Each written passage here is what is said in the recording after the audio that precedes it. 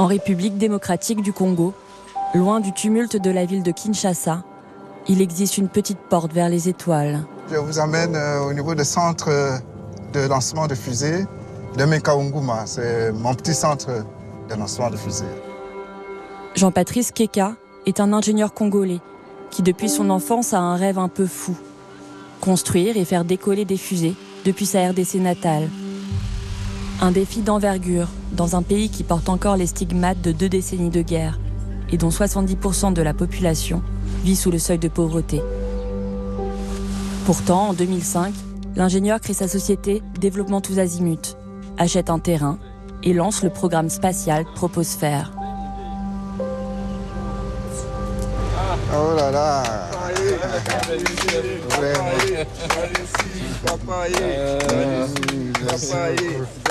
C'est plus de vacances. On a bien au cas. Ouais, c'est ça qui m'a laillé. Soyez les bienvenus. Merci beaucoup. Madame.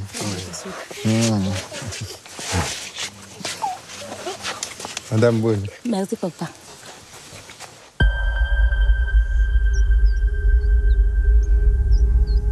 J'ai investi pour acheter 123 hectares de terrain et c'est uniquement dédié pour le lancement de fusées. Avec le peu de moyens pour le premier lancement de fusée, le centre de contrôle a été fait. Vous allez voir tous les équipements. Ça devient un peu équipement antique, mais ça nous a aidés. On a lancé Troposphère 1, 2, 3, 4, 5. C'est avec ces équipements. Et vous avez la mise à feu de fusée, c'est là. Quand vous appuyez ici, et à presque 100... Non, c'était 200 mètres, la fusée est partie.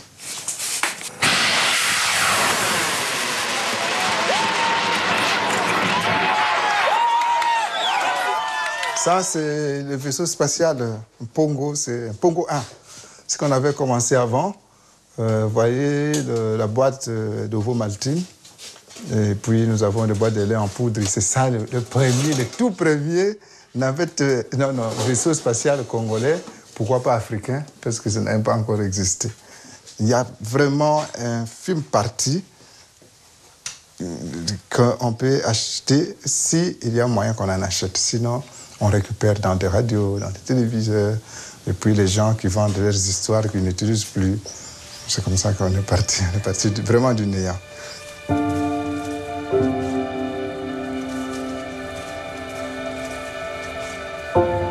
Voilà le premier pas de tir. C'est ici où il y avait Troposphère 1 et 2. Il y avait toute une rampe simple avec une tige qui soutenait la fusée avant le lancement.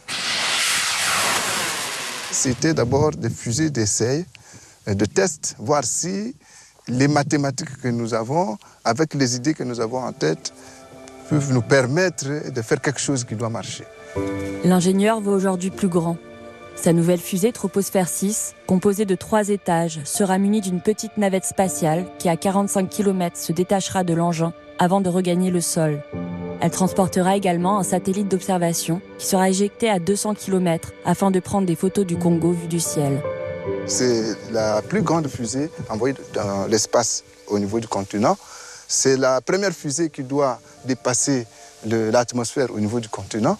Et c'est une fusée porteuse avec presque plusieurs sortes de technologies que nous allons tester dans cette fusée qu'on n'a jamais testée en Afrique. Et c'est comme ça que nous avons beaucoup d'Africains, ils attendent la fusée, ils nous font impression. Si les Américains ont leurs astronautes, les Européens leurs spationautes, les Russes leurs cosmonautes, Keka, lui, aimerait être le premier galaxionaute à quitter la Terre. C'est encore petit, mais quand même, nous commençons. Et pourquoi est-ce qu'on ne peut pas forger un nom? Et c'est comme ça que j'ai forgé le nom des galaxionautes. Et moi, je dois absolument être galaxionaute avant que je meure.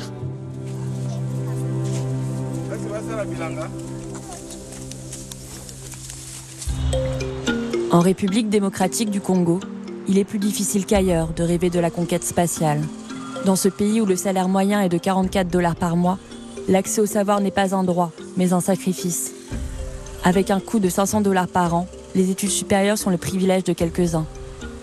Nestor Kibuka a quitté le Bas-Kivu, une région à l'est du pays, pour poursuivre ses études et collaborer avec l'ingénieur Keka sur sa fusée. Ses parents ont durement économisé afin que son grand frère et lui puissent vivre dans la capitale. Il y a beaucoup de difficultés, comme étudier dans le calme, parce qu'ici à Kinshasa, il y a trop d'ambiance. Ça nous perturbe un peu.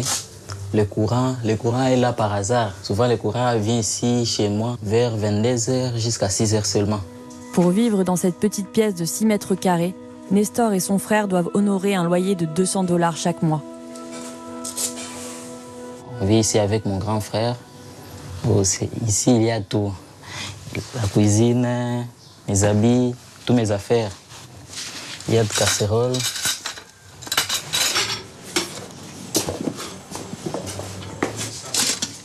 Bon, c'est ici qu'on prépare. Hein. Ici, on prépare la nourriture. On achète là au marché et puis on vient préparer ici. Pour vivre ici, il faut avoir un peu de moyens. C'est pourquoi quand on termine à étudier ici, si on n'a pas trouvé du boulot, on rentre chez nous. Ça fait beaucoup d'argent pour mes parents. C'est pourquoi ils se sacrifient pour qu'on puisse venir ici à Kinshasa, même si la vie est dure. Hein. C'est petit. Hein. L'eau aussi, c'est difficile de trouver. Hein. Mais ça vient à 22h et c'est petit, ça coule petit à petit. Donc on s'efforce à puiser de l'eau la nuit. Hein. On garde ici. Je remplis l'eau le soir pour qu'on puisse l'utiliser pendant la journée. Nestor étudie les sciences et l'électronique à l'Institut supérieur des techniques appliquées. Un choix audacieux dans ce pays où, en matière de technologie, tout reste à faire. Mon pays a besoin des scientifiques, des ingénieurs, des électroniciens, et pour un peu élever la technologie. Hein. Ce qui me pousse à devenir un grand électronicien pour améliorer mon pays.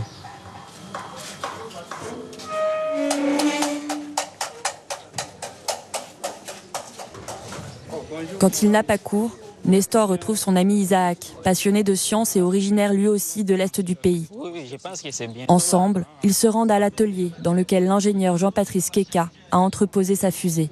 Le jour qu'on n'a pas cours, on part à l'atelier et échanger avec lui et résoudre quelques exercices avec l'ingénieur. Oui, c'est un peu notre professeur. Il nous encadre quand on n'a pas cours. Quand nous sommes à l'atelier, on commence à faire des exercices que Keka nous donne souvent pour un peu avoir beaucoup plus d'informations concernant des moteurs de fusées et voir même les histoires des héros spatials, tout ça. Pour nous, c'est une chance, hein, parce que comme on s'intéresse beaucoup plus à la technologie, vraiment, ça nous aide beaucoup et accueillir beaucoup de connaissances avec ce projet-là de Keka.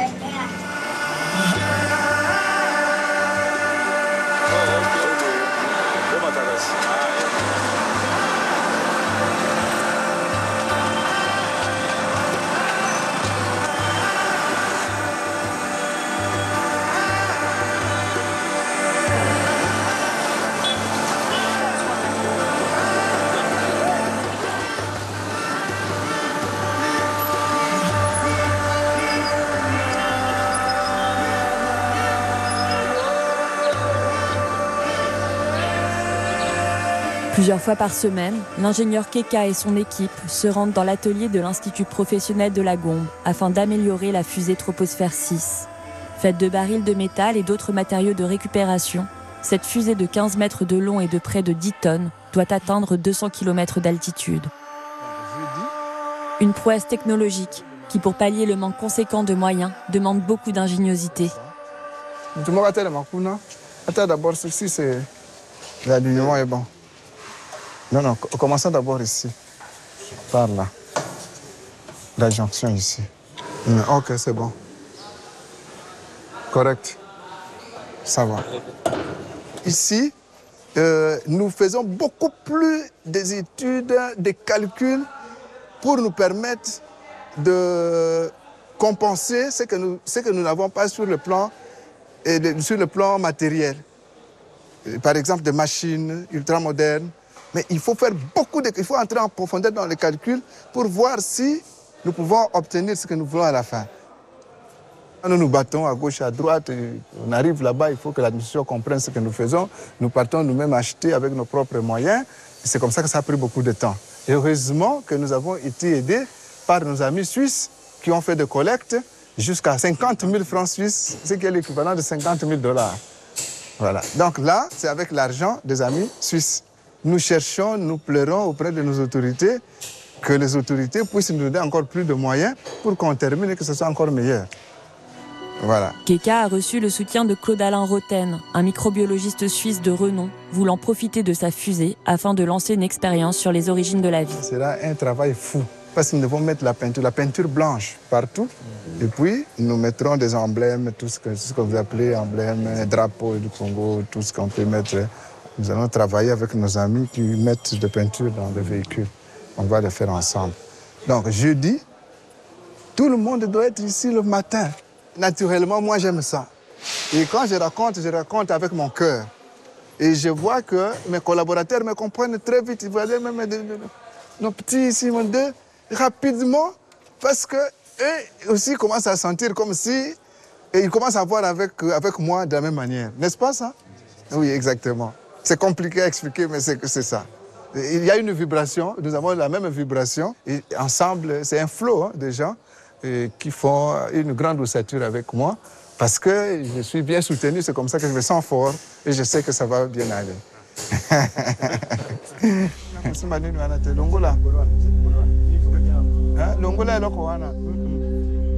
S'il y a des petits trous, avec la vitesse des fusées, ça peut désorienter la direction normale des fusées. Jean-Jacques Diedika est l'un des plus proches collaborateurs de Keka. Séduit par sa vision de l'avenir et son approche nouvelle des sciences, Jean-Jacques travaille à ses côtés depuis leur rencontre à l'université. À l'école, on nous avait appris, pour arriver à une finition de quelque chose, vous devez partir des formules. Mais chez lui, j'avais découvert, c'était l'inverse. D'abord, il a la chose, et à partir de cette chose-là, il ressort des formules. Et nous avons un savant dans notre camp, nous l'appelons savant. Voyant tout ce qu'il est en train, les bagages qu'il a apportés, par exemple dans ma vie personnelle, tout ce qu'il a apporté, c'est plus que l'université. L'ingénieur électronicien Bali Chafali, diplômé de l'école polytechnique de Liège, était en Belgique quand Keka a lancé sa première fusée. Bravo. Convaincu lui aussi de la nécessité d'un développement spatial congolais, il a décidé de revenir au pays pour aider Keka à concrétiser son projet. Un être humain a une de ses visions, c'est d'avoir une vie meilleure. Et dans le monde moderne, la vie meilleure on ne peut pas arriver à une vie meilleure si on n'est pas branché dans les domaines techniques. Que ce soit pour se déplacer, pour manger, pour tout ce dont l'homme a besoin pour alléger sa tâche durant sa petite vie sur Terre, il a besoin des éléments technologiques. C'est pour cela que je pense que le pays, comme le Congo, ne doit pas rester à la traîne. Il doit suivre aussi les autres. La grande difficulté ici, c'est que les gens ne croient pas. Ils ne croient pas en eux-mêmes. Vous savez, il y a eu un moment donné, on a été colonisé pendant plus de 85 ans. Et les gens croient que le cerveau, que l'être humain a un cerveau différent, soit qu'il est noir ou qu'il soit blanc. Et pourtant, nous avons les mêmes neurones, nous avons la même matière grise. Et quelqu'un, lui, qui a compris ça bien avant, il mérite vraiment un accompagnement. Il est 13h. C'est la fin de l'école pour les étudiants du lycée technique de la Gombe. Si la plupart des étudiants sont pressés de rentrer chez eux, ce n'est pas le cas de Jacques. Donc, c'est un peu ici qu'on se change. Viens, c'est clair. Tous les après-midi, ce lycéen de 15 ans reste après les cours à l'atelier pour donner un coup de main à l'ingénieur Keka et aux autres mécaniciens présents sur les lieux. Tous les jours, je viens travailler et surtout améliorer encore mon expérience sur les notions pratiques. Après avoir connu que c'est l'homme qui prend ses propres décisions et j'avais décidé de commencer à venir travailler, car travailler, c'est préparer ma vie, mon avenir dans le futur. C'est pour cela que j'ai aimé commencer à travailler et ça me fait du bien quand je travaille comme ça.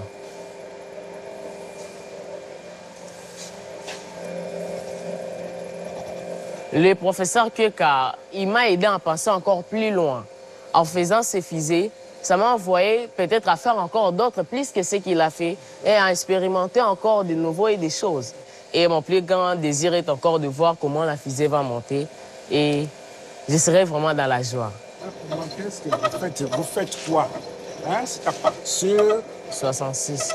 Le disque de 66 trous. Notre tableau, nous n'avons pas un disque de 45 trous. Plus tard, ce que j'aimerais faire surtout des expériences, je ne vais pas vraiment m'arrêter facilement seulement au fusée. Je vais apprendre plus sur le fusée, plus sur les machines et plus sur des bateaux, plusieurs choses vraiment. Donc c'est ça mon expérience. Je vais vraiment laisser un symbole dans ce monde qui est aussi un jeune Congolais qui a commencé même, je peux dire, dans la galère et aujourd'hui a changé le nom de son pays. Donc c'est ça aussi mon rêve.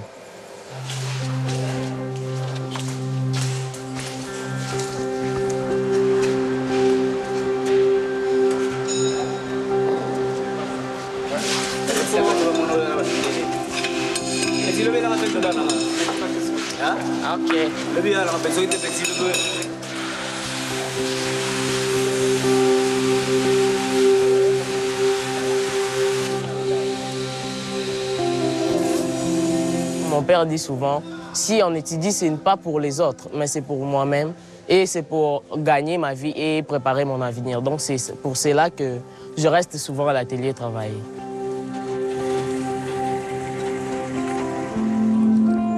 Jacques marche 1 heure chaque soir pour entrer au camp de Lufungila, un campement de policiers où sa famille habite.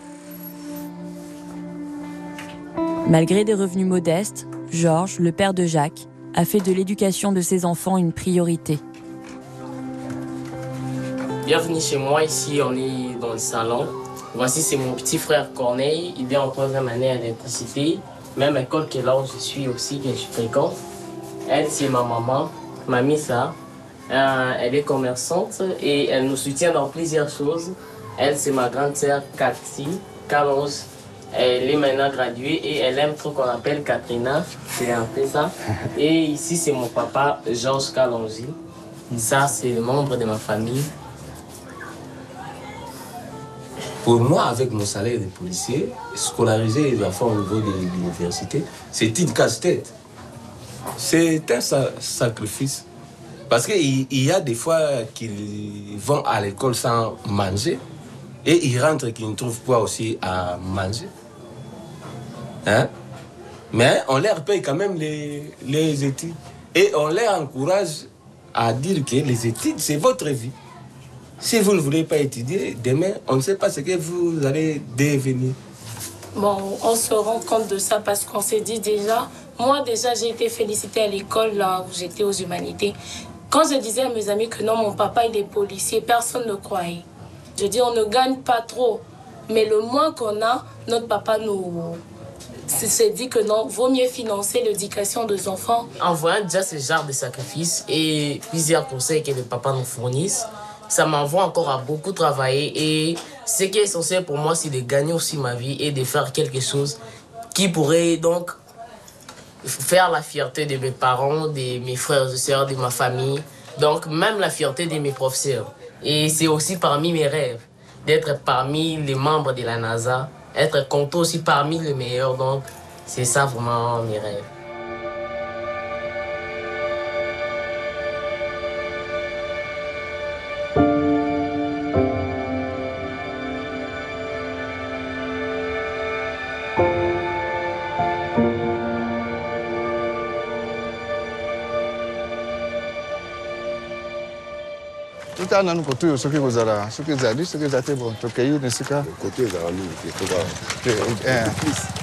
Ce matin, Keka et Jean-Jacques ont donné rendez-vous à un artisan peintre. On veut peindre la fusée, mais nous cherchons une peinture d'abord blanche, c'est la peinture générale. Et puis nous aurons d'autres petites peintures pour mettre des logos, de tout ce qu'on peut mettre. Le quartier de Tsibangu, connu pour ses réparations de carrosserie, est le lieu idéal pour obtenir de la peinture industrielle à bon prix. Il a dit qu'il y a la bonne peinture là-bas. Ah, ça va? Là-bas, on met ici la peinture. Ah ouais? Ok.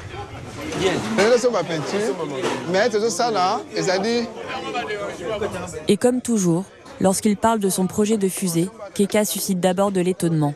Fusée à Liboso, 2007, Naminkao. Fusée à Mibale, 2008, Naminkao.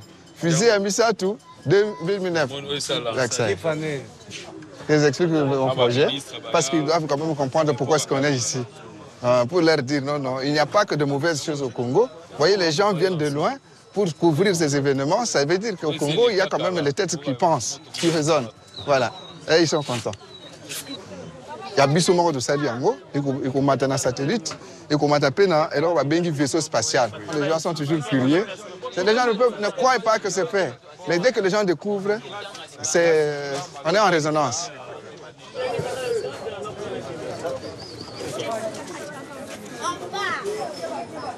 On vient d'acheter la peinture. Maintenant, je crois qu'on est bien. Maintenant, on part travailler rapidement. Mettre la peinture, c'est une étape vraiment importante. Une dépense qui est loin d'être inutile. L'ingénieur a bien conscience que pour attirer l'attention et obtenir le soutien de l'État, la fusée doit faire parler d'elle.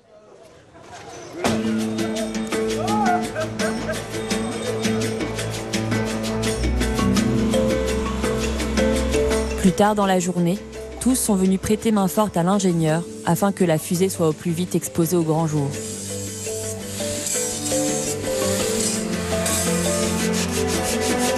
Jacques est présent lui aussi, heureux d'apporter son aide à celui qui lui a tant appris. Je me reconnais en lui. C'est comme ça que j'ai démarré. Et je me dis qu'il y ait beaucoup de Jacques, parce que le pays en a besoin. Et l'avenir, c'est la jeunesse. Nous, notre temps, c'est ce temps ici de précurseurs, où nous nous battons pour qu'on ramène l'État à comprendre ce que nous faisons. Et peut-être nous souffrons des fois, mais au moins quand même que la situation soit bien, même si nous ne travaillons plus, mais qu'eux travaillent plus que nous et dans des conditions meilleures.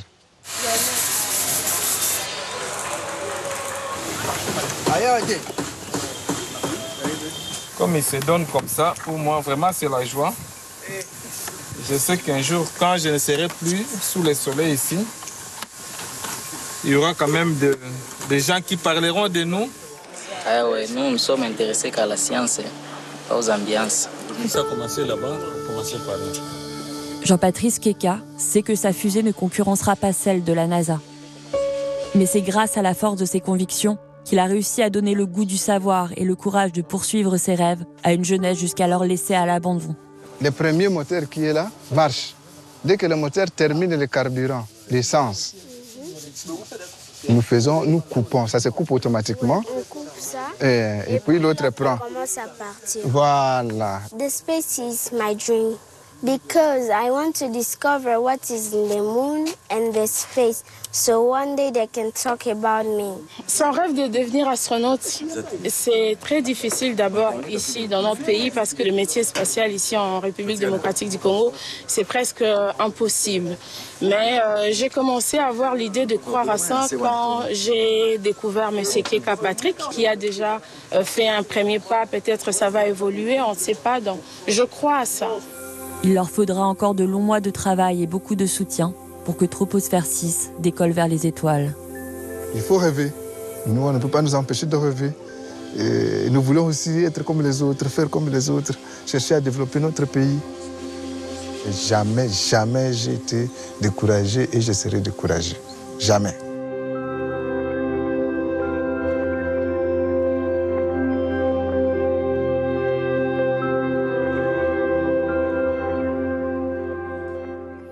Voilà, c'est la fin de cette édition. Pas de séparation avant le